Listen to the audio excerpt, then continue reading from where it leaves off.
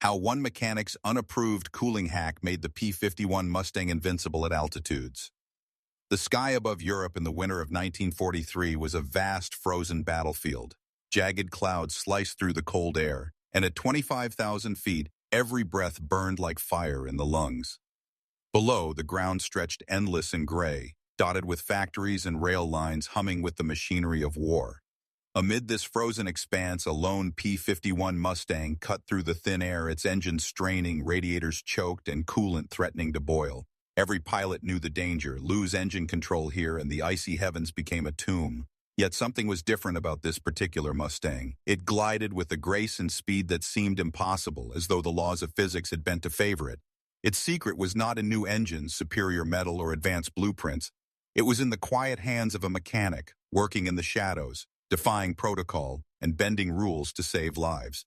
One unapproved tweak, one subtle change to the cooling system had transformed this fighter into a legend. Above the clouds, it became untouchable, invincible at altitude. In a war dictated by firepower and numbers, it was ingenuity and courage behind the scenes that gave the P-51 Mustang its deadly edge. By 1942, the air war over Europe had reached a fever pitch. Allied bombers struggled to reach German industrial centers, facing swarms of Luftwaffe fighters and flak that tore through the sky. The United States Army Air Forces had introduced the P-51 Mustang, a sleek, fast, and agile fighter that promised to escort bombers deep into enemy territory. On paper, it was revolutionary. A long-range aircraft with a laminar flow wing designed for speed and a Rolls-Royce Merlin engine that gave it the power to climb to stratospheric altitudes. Yet even with its cutting-edge engineering, the Mustang had a flaw that threatened its effectiveness. High-altitude flight brought with it extreme challenges. Engines ran hotter and harder in thin air while pilots struggled with freezing temperatures that made fingers numb and instruments sluggish. The original Allison engines performed admirably at low altitudes, but beyond 15,000 feet, they lost power rapidly.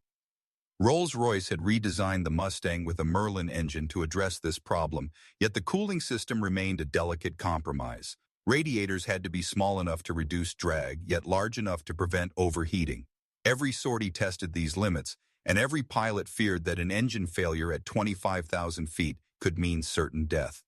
The P-51's cooling system relied on a liquid coolant circulating through radiators beneath the fuselage. At low altitudes, this system worked perfectly, keeping the engine within safe operating temperatures. But as the aircraft climbed higher, the air thinned and the cooling system's efficiency dropped. The radiator, critical for venting heat, began to act as a brake rather than a help. Airflow became turbulent, creating drag that slowed the aircraft, and temperatures could spike dangerously, especially during combat maneuvers. Pilots reported engine surges and overheating alarms mid-flight, and ground crews were forced to make countless adjustments to keep engines alive.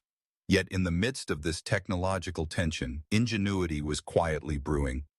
Mechanics on airfields across England had developed a reputation for clever, if unofficial, solutions.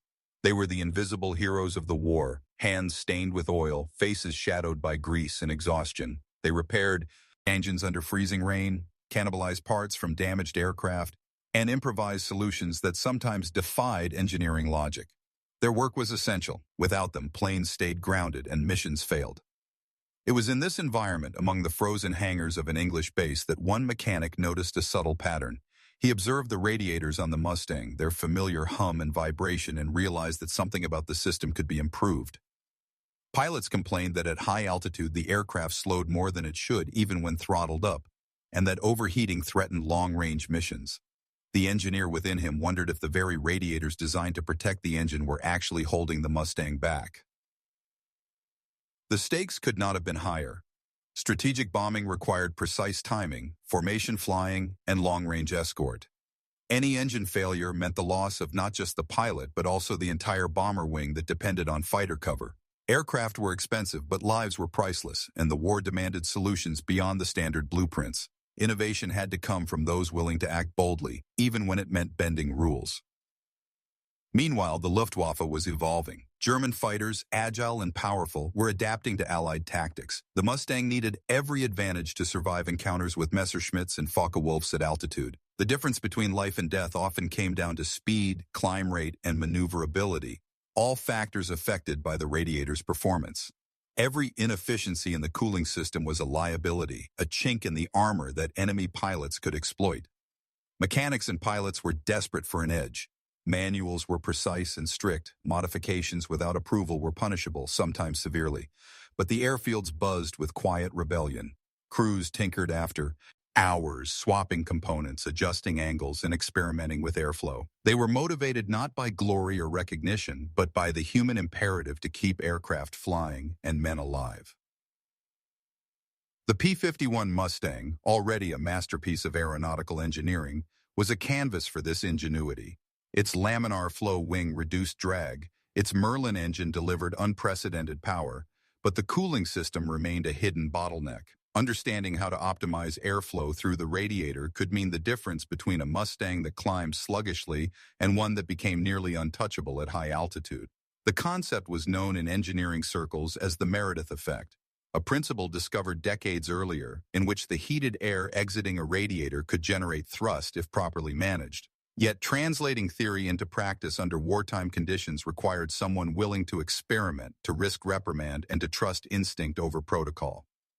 Amid freezing nights and relentless rain that someone emerged. The mechanic studied blueprints and observed flight tests. He measured temperature variations, airflow patterns, and drag, combining technical knowledge with hands-on experience. Every observation pointed to one possibility. A subtle change in the cooling system could transform the Mustang's performance, turning a plane that struggled at altitude into a predator of the skies. Above all, the environment demanded urgency. Allied bombers were deep in German territory, and every failed escort risked catastrophic losses. Fighter pilots trusted ground crews to keep their aircraft in peak condition, and those crews responded with ingenuity, sacrifice, and quiet audacity. In the world of aviation mechanics, where oil-stained hands replaced pens and blueprints, innovation was not optional. It was a necessity. It was against this backdrop of necessity, danger, and human ingenuity that the unapproved cooling hack would be conceived. A single tweak, conceived by one observant and courageous mechanic, would soon make the P-51 Mustang faster, cooler, and nearly invincible at high altitude. The skies above Europe were about to witness a transformation, not born from new technology, but from the daring creativity of a man who refused to accept limitations. In the cold, gray hangars of an English airfield, amidst the hum of generators and the scent of oil, worked a man whose name would rarely appear in official records. He was not a pilot, nor a decorated officer, but a ground crew mechanic, a figure often overlooked in the grand narratives of war. Yet it was his quiet diligence, his relentless curiosity, and his refusal to accept just good enough that would change the fate of the P-51 Mustang and the pilots who relied upon it. Day after day, he inspected engines with meticulous care, running his hands over cylinders, checking radiators, and listening to the subtle vibrations of the Merlin power plant. Each aircraft told him a story. A spike in temperature here, a slight resistance there, the telltale signs that the cooling system was not performing at its potential. Unlike many of his peers, he did not merely follow manuals or routine checklists.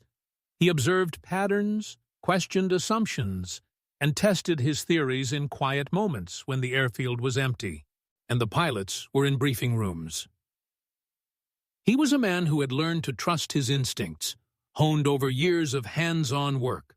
War demanded efficiency and obedience, but it also rewarded ingenuity. The official engineers designed systems according to theoretical specifications, but the realities of flight, turbulence, temperature extremes, air density, often revealed shortcomings that could only be addressed through experience. He saw the Mustang not just as metal and wires, but as a living machine, capable of far more than the manuals allowed. There were risks to experimentation. The military hierarchy valued compliance, and modifications outside approved procedures were frowned upon, sometimes severely punished. Yet, This mechanic understood the stakes. Pilots were flying into enemy territory at altitudes that challenged both human endurance and machine limits. Engines overheated, performance faltered, and lives hung in the balance. He knew that small adjustments could yield large benefits, and that innovation, even if unapproved, could save lives. He began to study the radiators in particular. Mounted beneath the Mustang's fuselage, they were designed to siphon heat from the engine coolant and dissipate it into the airstream. At low altitude, they functioned perfectly, keeping temperatures within safe limits. But as the Mustang climbed, the thin air made the cooling system work harder, and the radiators generated drag instead of assisting performance. Pilots described it as a subtle pull that slowed the aircraft at moments when speed and agility were critical. The mechanic watched test flights and noted how the radiators affected climb rate and top speed. Every detail mattered: the angle of the radiator ducts, the shape of the housing, and the way the heated air exited the system. In his mind, he recalled engineering principles he had read about. The Meredith effect. Named after its discoverer, it described how heated air expelled from a properly designed radiator could generate a small amount of thrust. In theory, it meant that a radiator could stop being a liability and start contributing to forward motion. But theory and practice were separate worlds. To implement it, he would need to alter ducting, adjust angles, and ensure airflow remained smooth. One miscalculation could overheat the engine or damage components. Failure was not an option. He worked quietly, experimenting during late hours. Using spare parts, scrap metal, and careful observation, he began to refine the radiator design. He measured temperatures, studied airflow, and tested small adjustments on stationary engines before ever attaching them to a flying aircraft. Each tweak was deliberate, informed by experience and intuition. His hands were steady, his mind focused, and his resolve unwavering.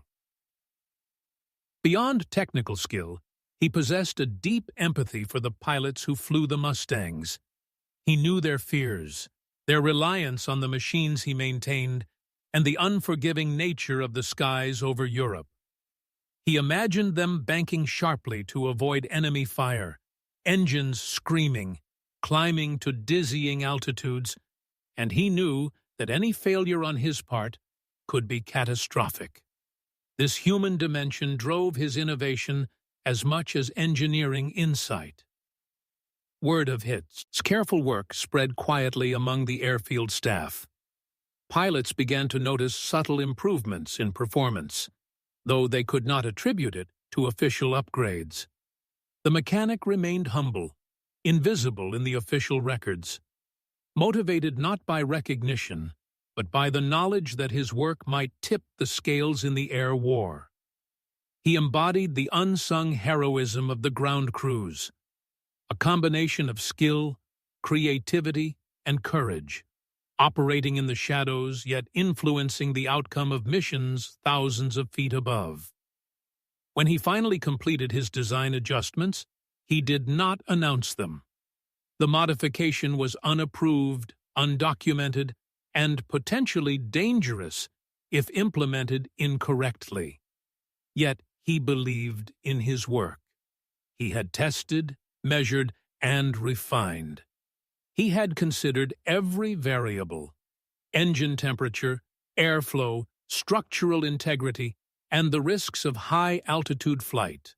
What remained was the ultimate test: seeing the Mustang perform in combat conditions with all the pressures, variables, and dangers of the European air war surrounding it. This mechanic, ordinary in appearance but extraordinary in ingenuity, became the silent architect of a transformation. He had bridged the gap between theory and practice, between limitation and potential. With hands that knew every inch of metal and every vibration of the engine, he had created a pathway to invincibility. not through official approval or recognition, but through skill, courage, and relentless problem-solving.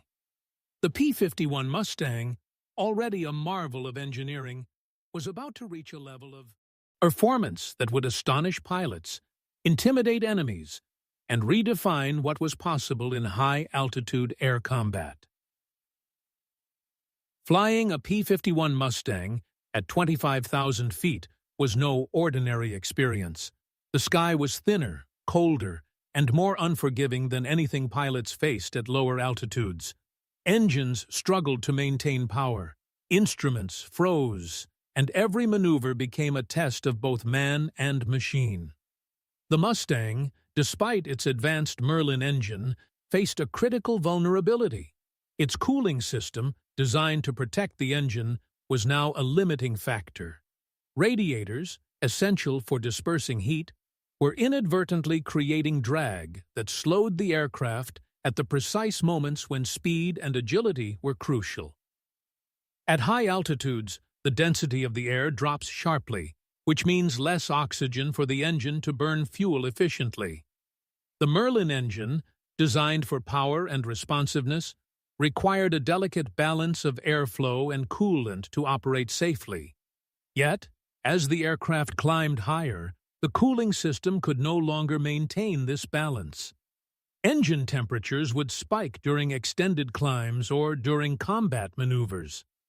Pilots reported surges, occasional stalls, and alarms that forced them to throttle back just when the enemy was pressing. Every second mattered, and every minor inefficiency could mean the difference between survival and catastrophe. Combat added another layer of danger. German fighters, including the Messerschmitt Bf 109 and the Focke-Wulf 190, excelled at high-altitude engagements. They could exploit any weakness in the Mustang's climb rate, top speed, or maneuverability. Pilots flying long-range escort missions faced the terrifying combination of thin air, powerful enemies, and the ever-present threat of engine failure. Even a single Mustang lagging behind could expose entire bomber formations to annihilation. The stakes were not theoretical. They were measured in human lives, in the loss of aircraft, and in the strategic progress of the Allied air campaign. Engine overheating was particularly insidious. At low altitudes, a hot engine could be throttled or cooled with minor adjustments. At 25,000 feet, there was no margin for error. The coolant would boil more easily, reducing its capacity to absorb heat. The radiators, which funneled air to cool the liquid, generated turbulence and resistance. Instead of aiding the plane, they were acting like a brake, slowing climb rates and limiting acceleration. Pilots could feel the drag during sudden dives or sharp turns, a subtle but constant reminder that the aircraft was fighting against its own systems as much as the enemy. The problem extended to maintenance crews as well. Ground personnel were trained to repair and optimize engines, but the radiator's design was considered fixed.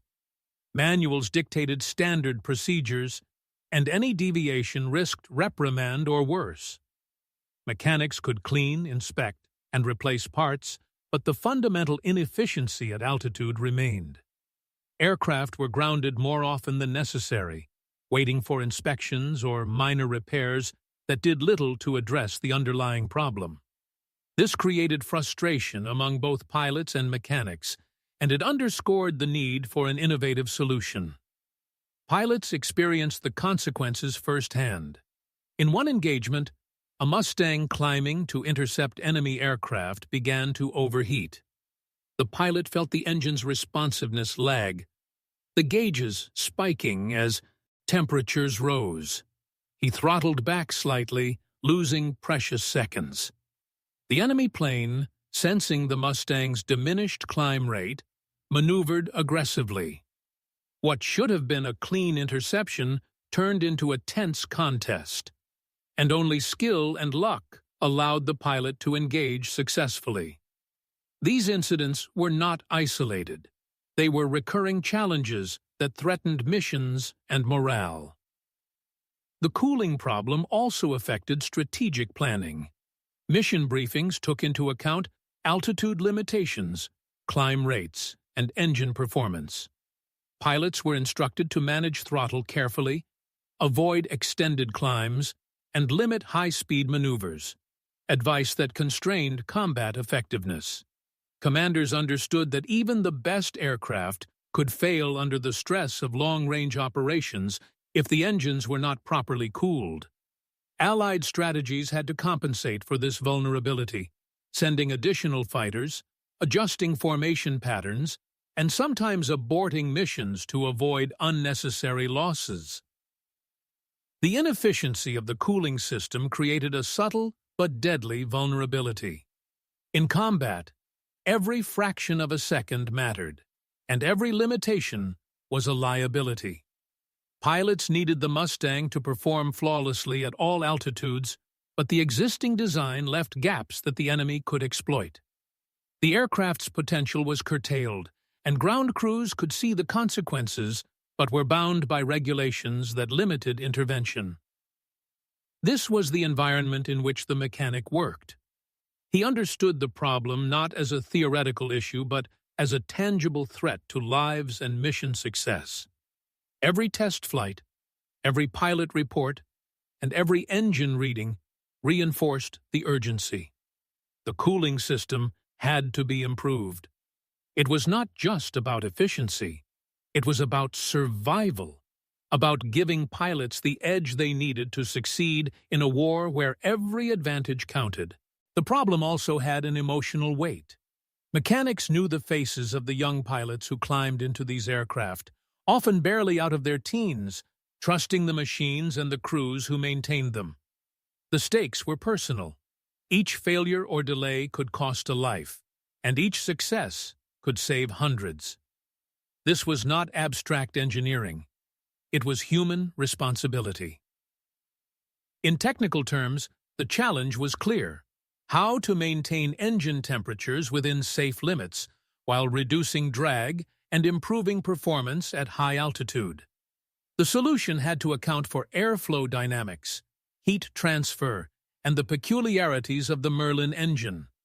It had to be something that could be implemented on existing aircraft without jeopardizing structural integrity or violating safety. Most importantly, it had to be done quietly, without formal approval, because the system was not designed for modification in the field.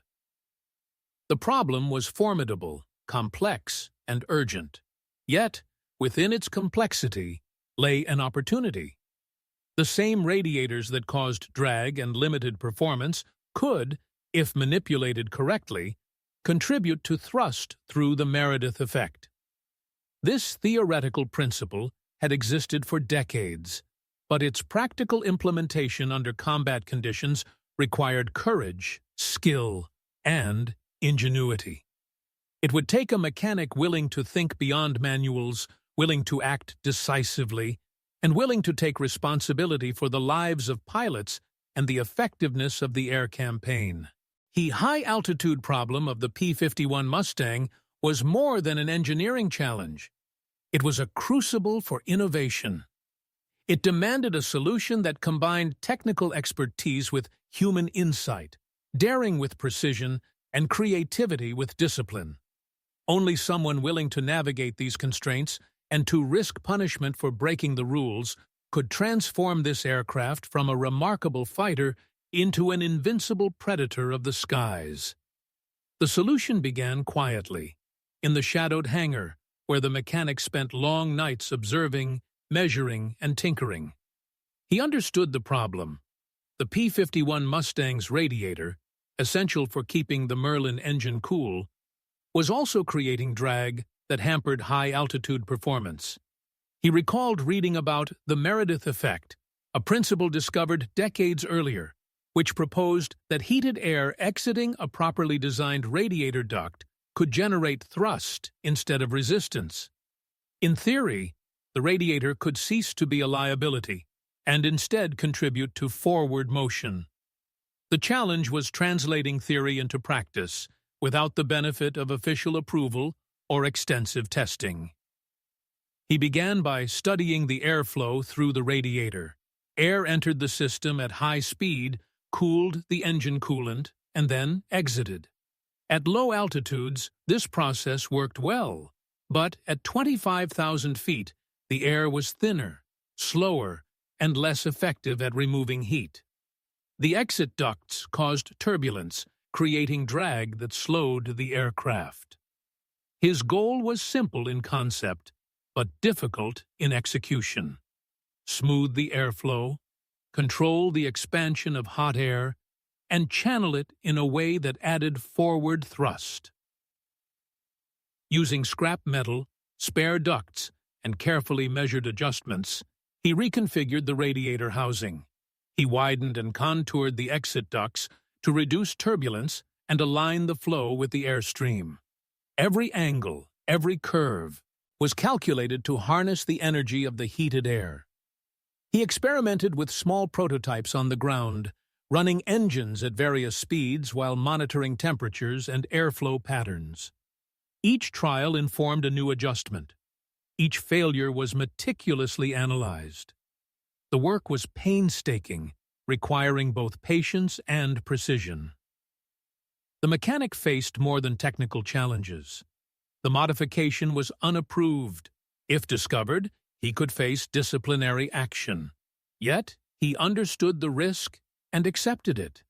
The lives of pilots depended on performance at altitude, and the standard system was insufficient. For him, innovation was not a choice. It was a moral imperative. He carefully documented his observations, though not for submission, but to ensure he could replicate success across multiple Mustangs without error. Once he was confident in the design, the next step was installation on an operational aircraft. The modification had to be precise. Even a minor misalignment could cause overheating, structural damage, or catastrophic failure in flight. He worked methodically, adjusting duct angles, sealing gaps, and reinforcing supports. He tested the system with engines running, observing temperature readings, airflow, and vibration patterns. Every measurement confirmed that the hot air would now exit in a smoother, more streamlined fashion, reducing drag and contributing to forward thrust. The moment of truth came during the first test flight.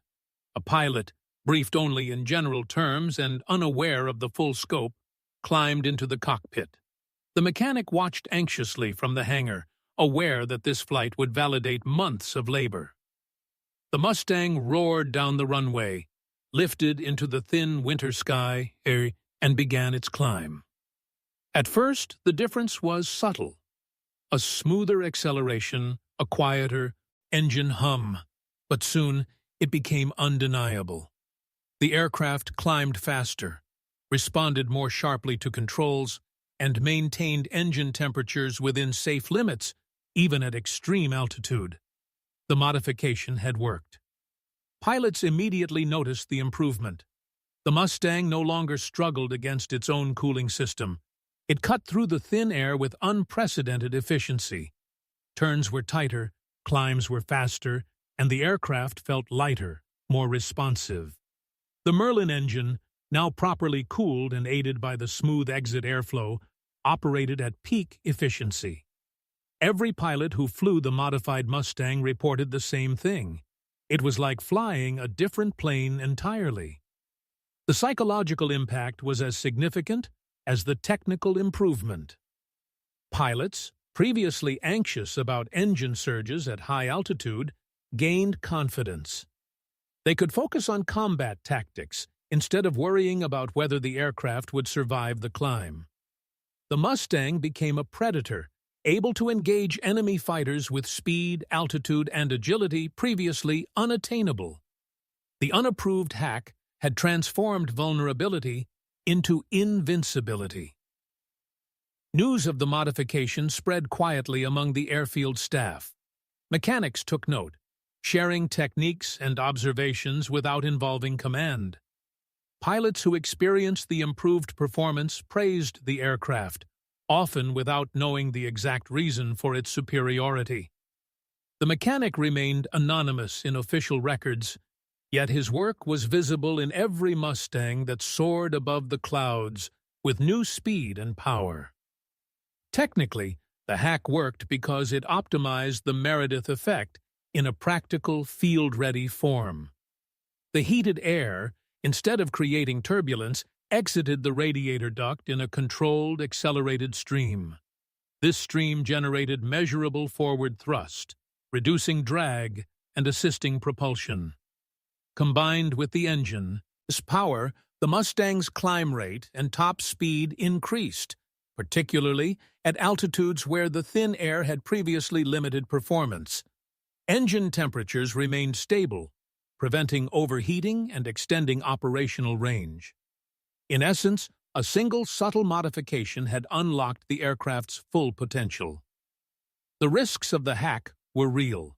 A misaligned duct could overheat the engine, compromise structural integrity, or create vibration problems. The mechanic had mitigated these risks through careful measurement, iterative testing, and hands-on adjustments. Every modification was tailored to the specific aircraft, ensuring consistency and reliability. His meticulous approach transformed a theoretical advantage into a practical, reliable improvement that pilots could depend upon in combat. Beyond performance metrics, the hack also had tactical implications. Mustang squadrons could climb faster to intercept enemy aircraft, maintain formation over bombers for longer periods, and engage in high-altitude dogfights with newfound confidence. The modification enhanced survivability and mission success, giving Allied forces an edge in the air war. Enemy pilots, unaware of the invisible innovation behind the aircraft, encountered a plane that seemed faster, more agile, and nearly untouchable. The mechanic, despite his pivotal contribution, remained humble. He continued routine maintenance, assisted pilots, and observed flights, ever vigilant for minor adjustments or improvements. Recognition was secondary. The satisfaction came from knowing that his work had saved lives, enhanced performance, and contributed to the war effort in a tangible, immediate way. In a conflict dominated by strategy, technology, and brute force, it was ingenuity behind the scenes that proved decisive. Ultimately, the hack exemplified the combination of human skill, technical knowledge, and courage that defined innovation in wartime aviation. A simple yet profound adjustment, executed quietly and without formal approval, transformed the P-51 Mustang from an already capable fighter into a high-altitude invincible predator. It was a testament to the power of observation, creativity, and the refusal to accept limitations, even in the most rigid hierarchical systems. The first modified Mustangs returned from test flights with glowing reports.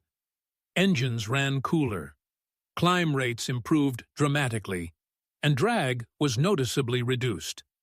Pilots felt the difference instantly, and squadrons began to incorporate the aircraft into critical missions with newfound confidence. The unapproved cooling hack was no longer just a secret experiment. It had become a game-changing innovation that would alter the air war over Europe. The first operational flights of the modified P-51 Mustang were met with cautious optimism, but the results exceeded even the most hopeful expectations. Pilots climbed into the cockpits, engines humming, instruments glowing, and braced for the usual strain at high altitude. From the moment they throttled up and lifted into the thin European sky, the difference was unmistakable. The Mustang responded instantly, climbing faster and more smoothly than ever before. The drag that had plagued older models seemed to vanish, replaced by a fluid, almost effortless acceleration. As the aircraft soared above 20,000 feet, temperatures remained stable, no longer threatening the Merlin engine with overheating. Pilots felt a confidence they had rarely experienced at such heights.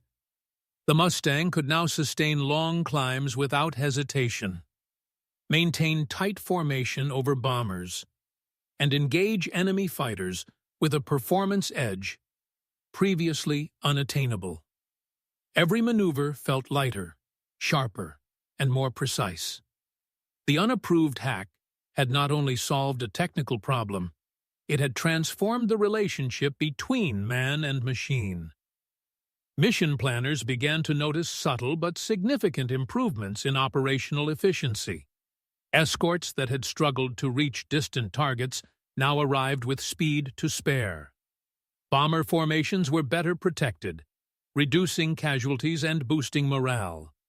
Pilots could focus on combat tactics instead of monitoring engine performance, and squadrons began completing high-altitude missions that had previously been considered risky. The Mustang's enhanced capabilities forced a reconsideration of how air operations could be conducted at altitude. Word of the aircraft's improved performance spread quietly through the ranks. Pilots whispered about the new Mustangs, machines that seemed faster, more responsive, and invincible at altitude. Yet the secret behind their performance remained with the mechanic, invisible to all but a few colleagues. He continued his quiet work in the hangars, observing flights, checking engines, and fine-tuning adjustments. His innovation was proving its worth in real combat conditions, saving lives and influencing the outcome of missions. The first encounters with enemy aircraft highlighted the Mustang's newfound advantage. German fighters, expecting the usual climb rate and maneuverability limits, found themselves at a disadvantage. The modified Mustangs could reach interception altitudes faster, engage aggressively, and sustain high-speed maneuvers without overtaxing their engines. Enemy pilots reported being outpaced, outmaneuvered, and unable to maintain prolonged engagement. What had once been a marginal improvement in speed and climb rate now translated directly into combat superiority. Pilots' accounts captured the emotional impact of the innovation. Many described a sense of empowerment, a reassurance that the aircraft could be trusted in situations that once filled them with fear. The Mustang was no longer just a tool, it was an extension of the pilot, responsive and reliable even in the most extreme conditions. Morale soared, and confidence in air missions reached unprecedented levels. The human element, fear, hesitation, uncertainty, was mitigated by the machine's enhanced performance. Operational data confirmed what pilots had felt instinctively. Climb rates improved by several hundred feet per minute. Drag was measurably reduced, and engine temperatures remained within safe parameters even during extended high-altitude flight. The modification allowed the Mustang to maintain peak performance across a range of combat scenarios, from dogfights to long-range escort missions. Every sortie reinforced the effectiveness of the mechanic's unapproved work. The immediate impact extended beyond the airfield. Allied commanders began to rely more heavily on Mustangs for critical high-altitude missions, knowing that these aircraft could outperform enemy fighters in the thin, cold air over Europe. Bombing raids, reconnaissance flights, and interception operations were executed with greater precision and lower risk. The unapproved modification, though invisible to official reports, had become a decisive factor in the air campaign. Pilots who flew the modified Mustangs often recounted the emotional relief of engaging the enemy without worrying about engine limitations. They could focus on strategy, aim, and timing, rather than micromanaging throttle and radiator settings. The difference was transformative, changing not only the performance of the aircraft, but also the mindset of those who relied upon it. Confidence bred competence, and competence increased survival rates. The mechanic, observing the results from the hangar, recognized the broader implications of his work. The hack had not only solved a technical problem, it had enhanced the entire operational capability of Mustang squadrons. It had turned a vulnerability into strength and redefined what was possible for high-altitude flight. His unapproved modification, born of curiosity, courage, and necessity, had become a force multiplier in the Allied air effort. Soon, modified Mustangs were participating in the most challenging missions. Pilots climbed to unprecedented heights with minimal engine strain, executed tight maneuvers without loss of speed, and engaged the enemy with a newfound advantage. Enemy reports described the Mustang as faster and more agile than expected, a harbinger of the aircraft's growing reputation. In every way, the immediate impact of the cooling hack was clear. The P-51 Mustang was no longer just a capable fighter, it had become an invincible predator of the skies. The success of the unapproved cooling modification had consequences far beyond the airfield where it had been conceived.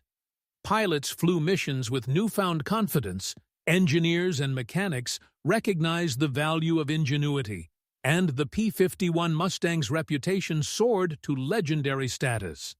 This was not just an improvement in performance, it was a shift in the strategic balance of the air war. Enemy pilots, encountering Mustangs at altitudes they had once dominated, were forced to adapt to a new reality. Allied squadrons gained an advantage that extended across theaters, influencing the course of missions and, ultimately, the war itself. The immediate recognition for this transformation did not go to the mechanic who had conceived and implemented the hack. He remained largely anonymous, blending into the shadows of the hangar, continuing his meticulous work as though nothing had changed. Yet every pilot who climbed into a modified Mustang carried an unspoken debt to his skill and daring. In many ways, the modification exemplified the invisible yet vital contributions of ground crews, the unheralded architects of aerial success, whose creativity and courage directly impacted combat effectiveness. Over time, the hack became integrated into Mustang maintenance practices. Ground crews replicated the modification across multiple aircraft, using the lessons learned from careful testing and observation. The once unapproved adjustment became standard practice in effect, if not formally documented immediately. The P-51's dominance at high altitude was cemented, and pilots began to rely on these improvements without ever fully understanding the hidden genius behind them.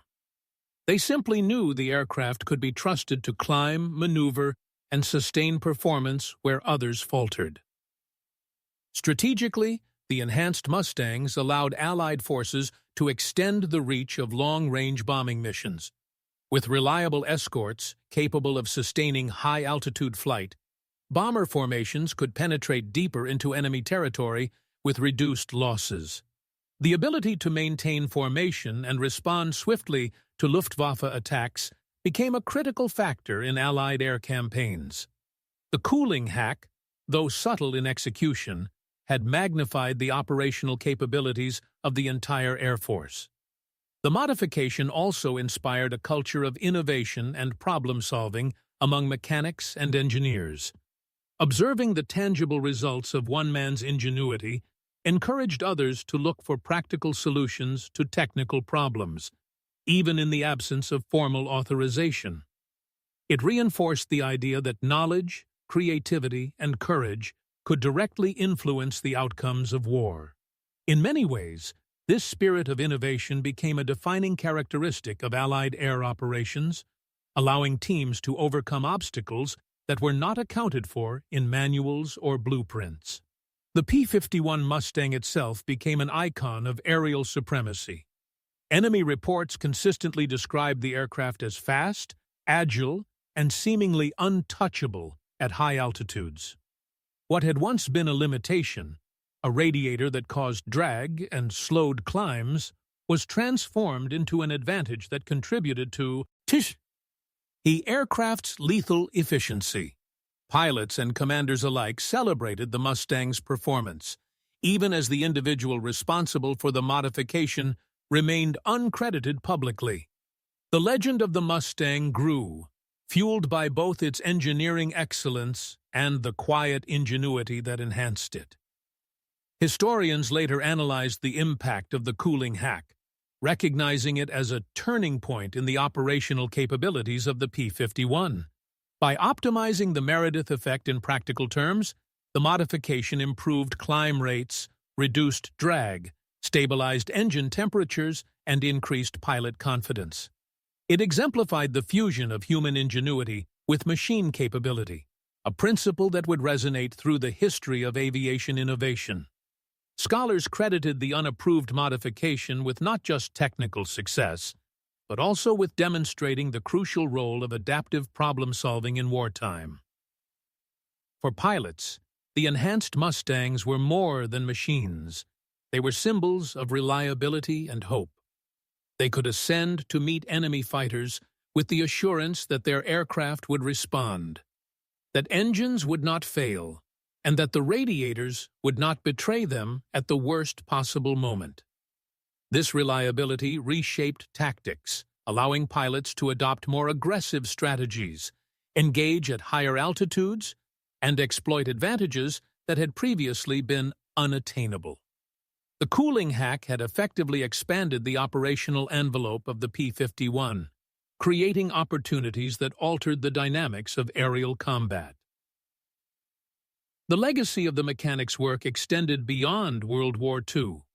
The principles behind the modification informed post-war aircraft design, particularly in understanding the interaction between cooling systems, drag, and thrust.